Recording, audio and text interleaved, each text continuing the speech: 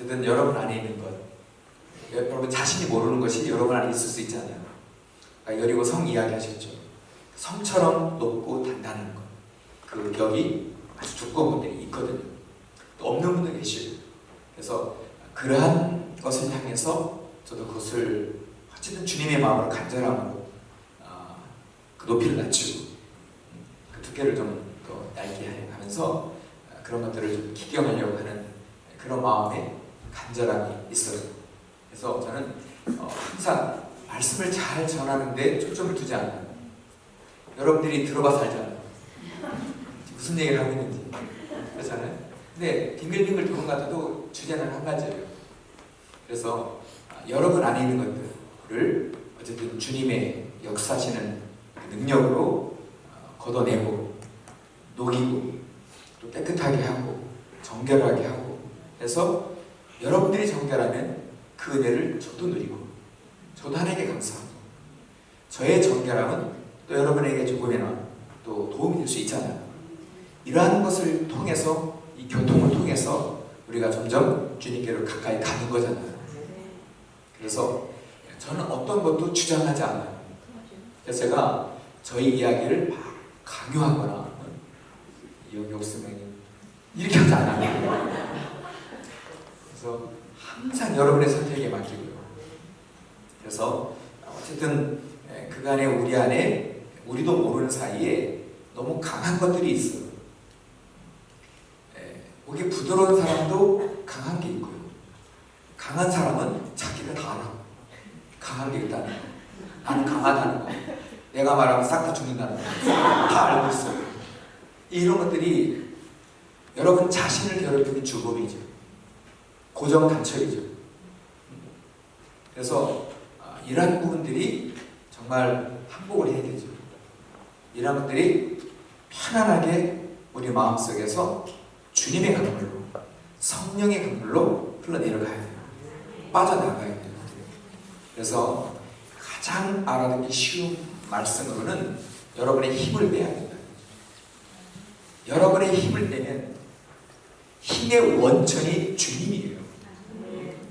전혀 다른 힘이 느껴와요. 힘은 사람의 공격도 이기고 나를 향해 상처를 주는 말도 마음도 이겨요. 세상이 어떠해도 살아갈 수 있어요. 이게 주님의 힘이에요. 성령의 능력이에요. 이것을 베드로의 그 삶 속에서 그대로 자기 자신은 누구보다도 이 업앤다운이 심했던 사람이잖아요. 그런 베드로가 하나님의 일들을 아름답게 갈무리해요. 원래 이름은 시몬이죠. 주님이 베드로라고 하셨어요. 시몬은 뭐예요? 진짜 갈대서로 왔다 갔다 하는 거예요.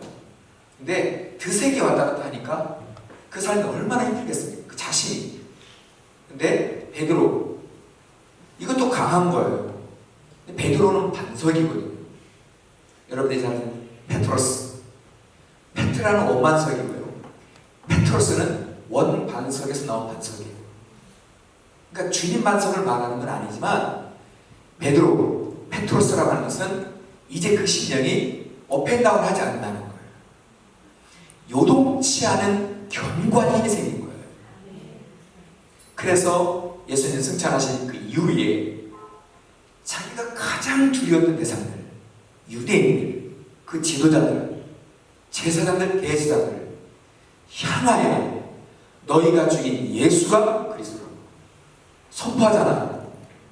이게 무슨 사전에 자동차로 말하면 예언을 한 것도 아니에요. 무슨 준비를 한 것도 아니란 말이에요. 하나님의 성령이 임하시자 강력하게 선포한 거예요. 그런데 상처가 아물어졌기 때문에 주님이 그 부분을 어루만지셨기 때문에 그것이 막 날카롭게 막 공격적으로 가지 않아요. 그 메시지는 이미 자기 자신이 죄인 됨을 너무 잘 알고 있어요. 근데 비록 나보다 나은, 나보다 뛰어난, 여러 가지면 나보다 높은 자들 향해서 말하지만 베드로의 그 심령 속에 그 죄됨을 보는 거죠. 그 완악함을 보는 거죠. 인간적인 감정에 업앤다운을 보는 거죠.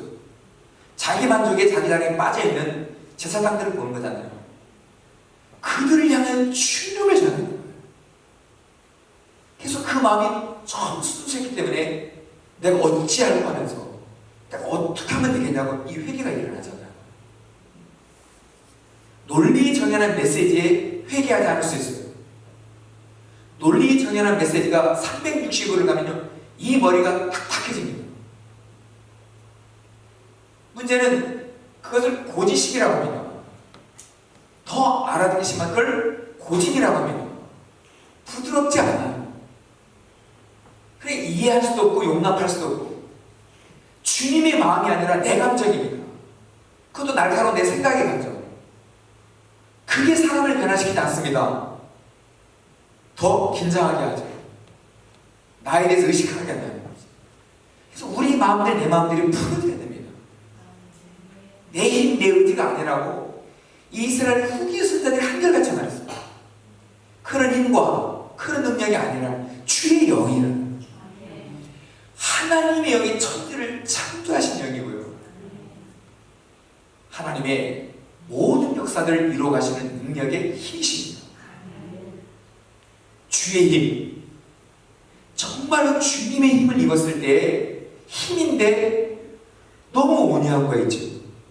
힘인데 그것이 왔을 때 굴복하고 싶은 마음이 생기는 거죠.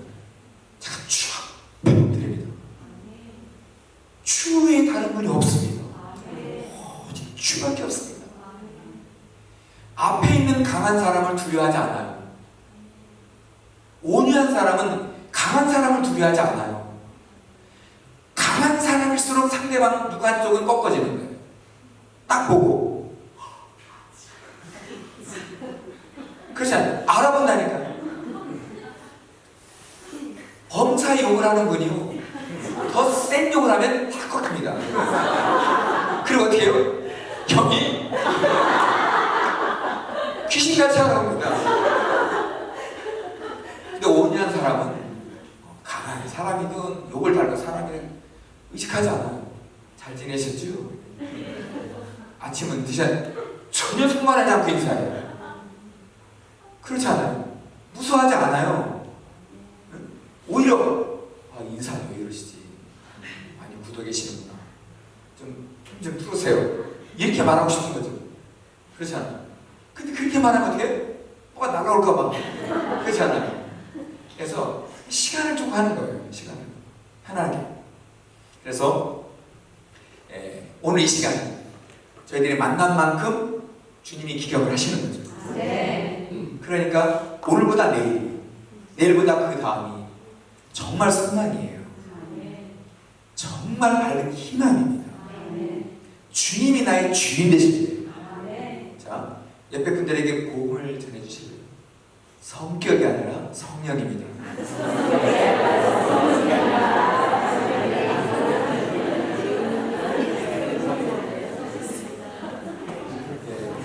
그래도 못 알아듣는 분이 두 분 계셔서 다시 주님 복음을 좀 전해주세요. 승질이 아니라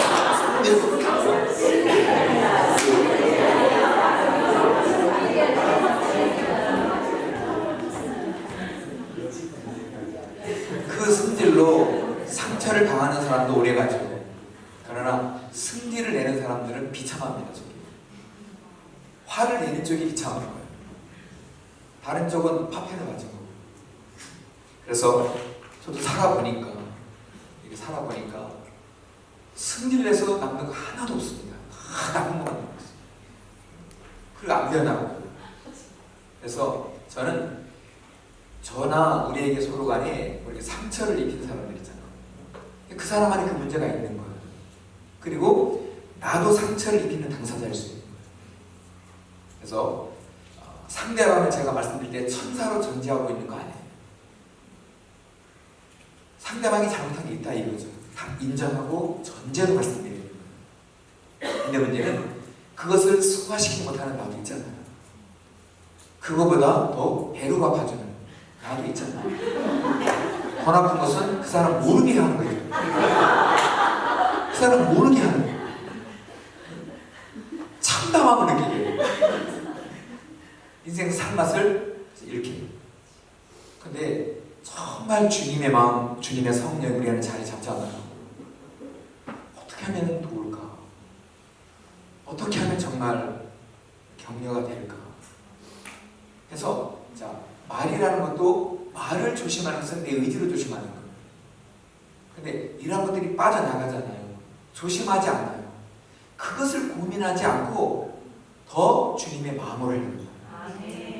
그러니까 이거 교만하면 되는데 교만에 대한 갈등하는 것은 지금 교만이 있는 거예요. 교만 자체가 싫어야 돼. 그렇게 하고 싶지 않아. 정말 그렇게 하고 싶지 않아. 그 마음이 주님의 마음이에요. 이 마음이 내 안에서 너무 자연스러울 때 얼마나 주변이 화평하겠어요. 아이들이 나에 대해서 긴장할 필요가 없잖아요. 오히려 밖에서 친구들 사이에 어려움을 안고 울면서 들어왔을지라도 아빠가 엄마를 보는 순간 그 마음이 위로받고 그냥 잠깐 그냥 품에 안겨서 이렇게 토닥토닥 하면 다시 풀어지고 자기 자리 돌아가는, 이게 이런 것이 가정이잖아요. 사회는 그렇게 하지 않는데 가정마저도 이렇게 긴장해야 되고 항상 성질 충만해가지고 이렇게 하면은 이 쉴 곳이 없는 거예요. 마음 둘 곳이 없는 거예요.